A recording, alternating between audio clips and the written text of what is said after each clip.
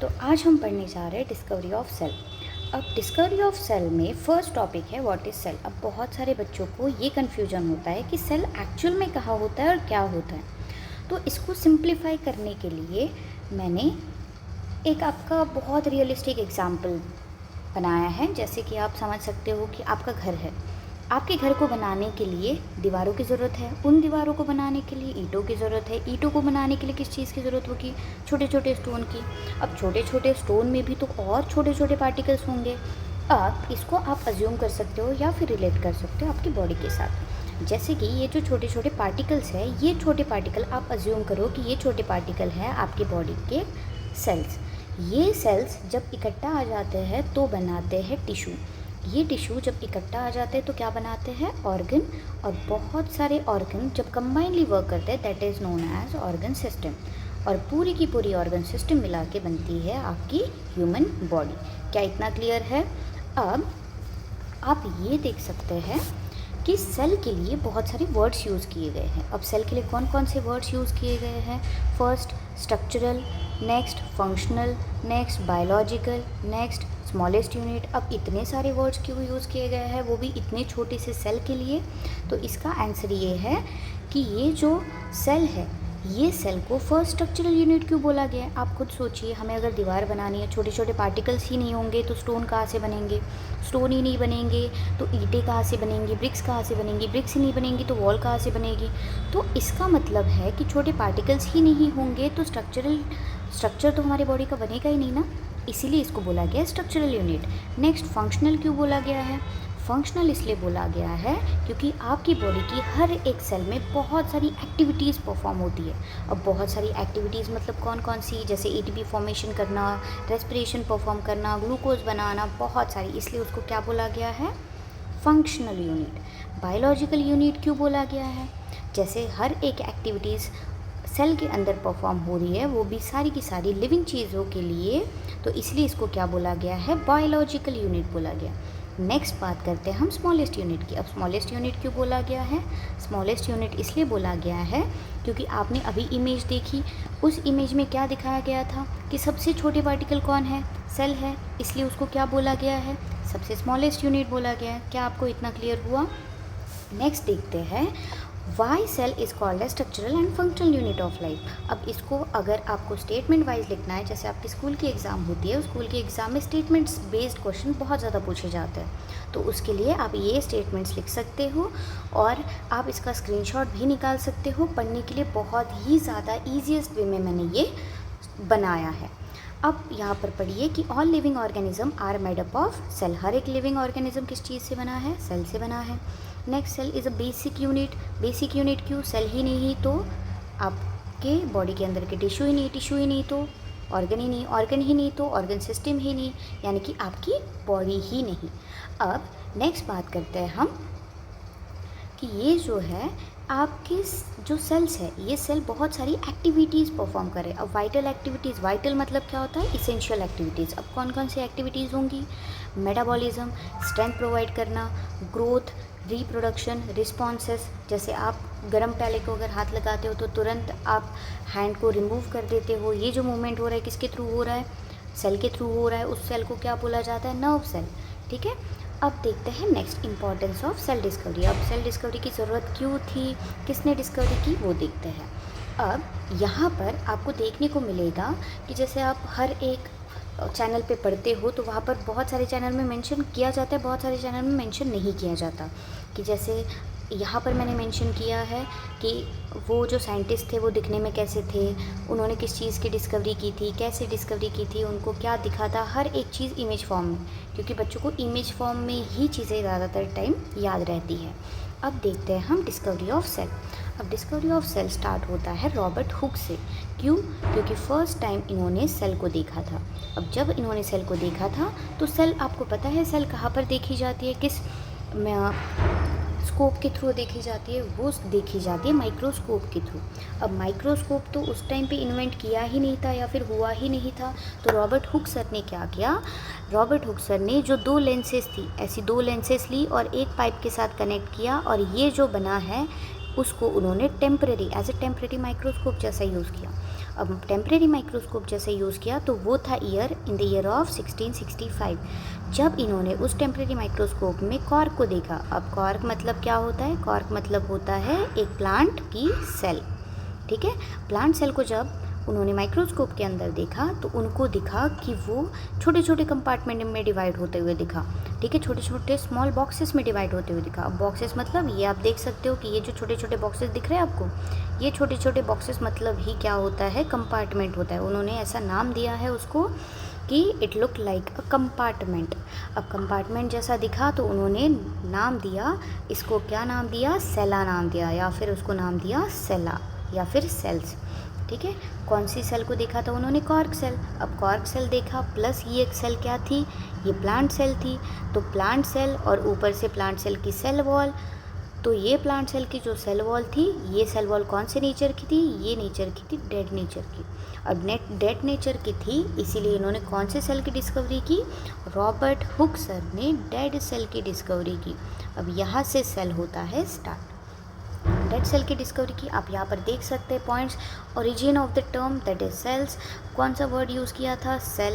Latin word में इसको क्या बोला जाता है? सेलस। नेक्स्ट क्या बोला जाता है? It's look like a small room. देख सकते हो आप, स्मॉल रूम जैसा स्ट्रक्चर है। अब नेक्स्ट देखते हैं कि उनके बाद कौन कौन से साइंटिस्ट ने किस किस चीज़ की डिस्कवरी की। और फर्स्ट रॉबर्ट हुक सर ने जब सेल की डिस्कवरी कर ली, और कौन सी सेल की डिस्कवरी की? डेड सेल की डिस्कवरी की। इन्होंने डेड सेल की डिस्कवरी की। उसके बाद एक और साइंटिस्ट आए, उनका नाम था एंटोन वैन लेवेनहुक। वो सर आए 1674 में, एग्जैक्टली 9 साल बाद, ठीक है। एंटोन वैन लेवेनहुक ने पॉन्ड में से एक सेल को उठाया और उस सेल को जब माइक्रोस्कोप में देखा। अब आप सोच में पड़ गए होंगे कि मैम रॉबर्ट हुक के पास तो माइक्रोस्कोप नहीं था, फिर एंटोन वैन लेवेनहुक के पास माइक्रोस्कोप कहाँ से आया? तो एंटोन वैन लेवेनहुक को और एक वर्ड से जाना जाता है कि एंटोन वैन लेवेनहुक को बोला जाता है father of microscopy. Father of microscopy मतलब क्या होता है? इन्होंने सबसे पहले माइक्रोस्कोप डेवलप किया, वेल डिफाइंड माइक्रोस्कोप। और अपने ही वेल डिफाइंड माइक्रोस्कोप के अंदर जब उन्होंने सेल को देखा तो उनको कौन सी सेल दिखी? उनको दिखी एक लिविंग सेल।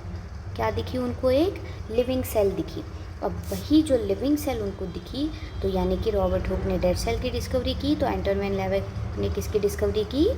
लिविंग सेल की डिस्कवरी की। उनके बाद आए 1831 में रॉबर्ट ब्राउन। उन्होंने किस चीज़ की डिस्कवरी की? न्यूक्लियस। और न्यूक्लियस को क्या बोला जाता है? हेड ऑफ द सेल या फिर मैनेजर ऑफ द सेल। जैसे हमारी पूरी बॉडी में हर एक एक्टिविटीज़ को कंट्रोल कौन करता है? ब्रेन कंट्रोल करता है। वैसे ही सेल के अंदर हर एक एक्टिविटीज़ को कंट्रोल कौन करता है? न्यूक्लियस कंट्रोल करता है। नेक्स्ट आए, अब जब मैं बात करूं कि मैथ्यूस क्लेडन की, थियोडोर शॉन की, रुडोल्फ विर्चो की, तो ये तीनों के तीनों रिलेटेड थे सेल थ्योरी के।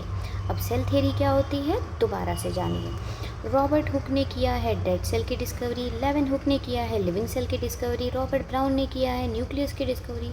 तीनों ने डेड, लिविंग एंड न्यूक्लियस की डिस्कवरी कर ली। बट किसी ने भी ये नहीं बताया कि प्लांट जो है वो प्लांट, पूरा का पूरा प्लांट कौन से सेल से बना है, पूरा पूरा एनिमल कौन से सेल से बना है। और अब इन दोनों के बाद भी ये 4 या 5 लोग मिलके ये नहीं बता पाए कि एक्चुअल में सेल कहाँ से आई है। अब उनको अगर ये जानना है तो एक और साइंटिस्ट आए, उन साइंटिस्ट का नाम था रुडोल्फ विर्चो। तो सबसे पहले जानते हैं मैथ्यूस क्लेडन के बारे में और थियोडोर शॉन के बारे में। Matthias Schleiden and Theodor Schwann, इन दोनों को मिला के बोला जाता है सेल थियरी डिस्कवर्स। अब फर्स्ट मैथ्यूस क्लेडन ने बोला है कि इन्होंने किस चीज़ की डिस्कवरी की है? प्लांट की। और थियोडोर शॉन ने किस चीज़ की डिस्कवरी की है? एनिमल सेल की। अब इन दोनों में हमेशा बच्चों को कन्फ्यूजन होता है, इस कन्फ्यूजन को दूर करना है तो आप ये जानिएगा कि दोनों की स्पेलिंग में किसकी स्पेलिंग में ए आ रहा है। किसकी स्पेलिंग में ए आ रहा है? शॉन की स्पेलिंग में ए से याद रखिए एनिमल। या फिर आपको एक और ट्रिक चाहिए हो तो आप ऐसे याद रखिए, शॉन को संस्कृत में बोला जाता है डॉग। शॉन मतलब होता है कुत्ता, डॉग एक क्या है? एनिमल है। तो शॉन ने किस चीज़ से रिलेटेड डिस्कवरी की थी? एनिमल से। या फिर शॉन की स्पेलिंग में ए आ रहा है तो ए से याद रखो एनिमल।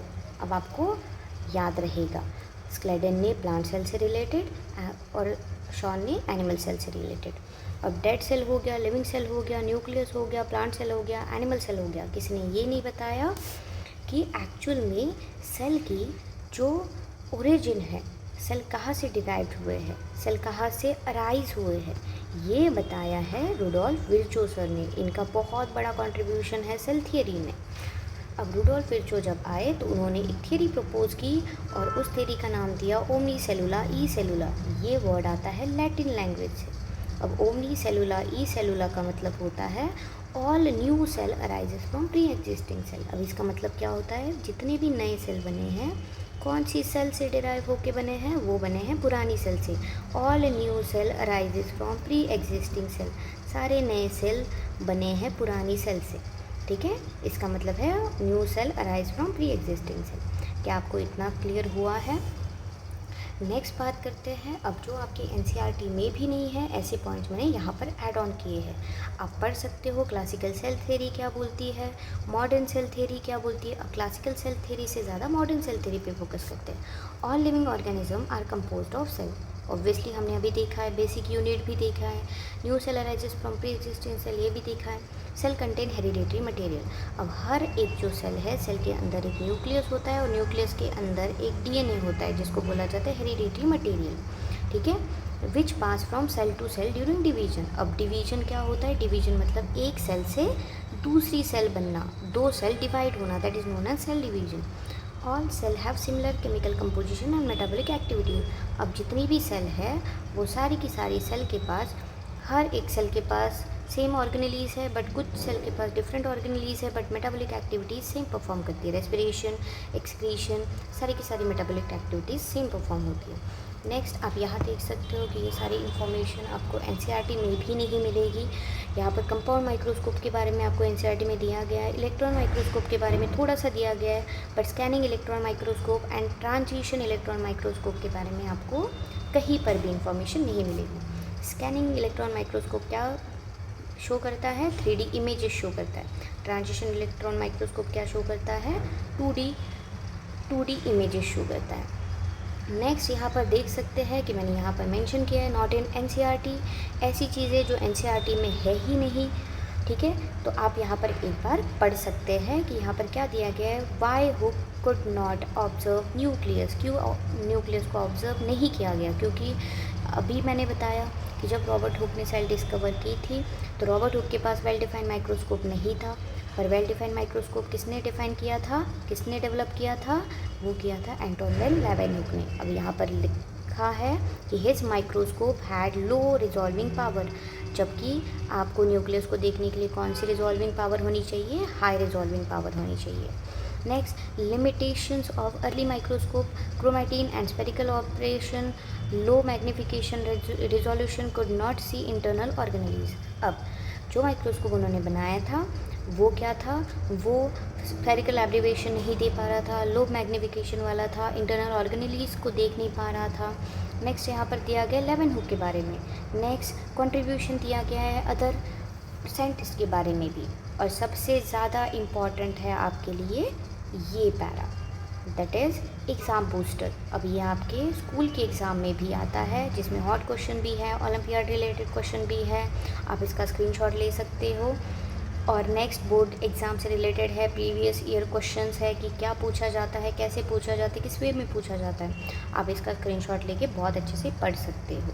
ठीक है, प्लस मैंने यहाँ पर एक और चीज़ ऐड की है, दैट इज़ मेमोरी ट्रिक। अगर बहुत सारे बच्चों को प्रॉब्लम होती है कि कौन किसके बाद आया, कौन नहीं आया, या फिर किसने किस चीज़ की डिस्कवरी की है, तो यहाँ पर वो चीज़ें भी मेंशन है। Hooke, Leeuwenhoek, Brown, Schleiden, Schwann and Virchow, इन सब ने किसके बाद कौन आया है, ये अगर आपको याद रखना है तो आप मेमोरी ट्रिक याद रख सकते हो। सेल थियरी तो बहुत ही ज़्यादा इजी है, जैसे मैंने बताया स्क्लेडन दोनों के नाम में, किसके नाम में ए आता है, शॉन के नाम में तो ए से, एनिमल सेल से रिलेटेड। स्क्लेडन बचा तो स्क्लेडन ने किस चीज़ से रिलेटेड डिस्कवरी की थी, प्लांट सेल से रिलेटेड। नेक्स्ट बचते हैं हमारे रुडोल्फ विर्चो, इन्होंने क्या बताया था, ओमनी सेलुला ई सेलुला, that is all new cell arises from pre existing cell. Important year आपको याद रखने हैं, सबसे ज़्यादा कौन सा ईयर याद रखना है, फर्स्ट किसने डिस्कवरी की थी, रॉबर्ट हुक ने 1665 में। नेक्स्ट सेल थियरी से रिलेटेड तीनों ईयर आपको याद रखने हैं, Schleiden, Schwann and Rudolf Virchow का।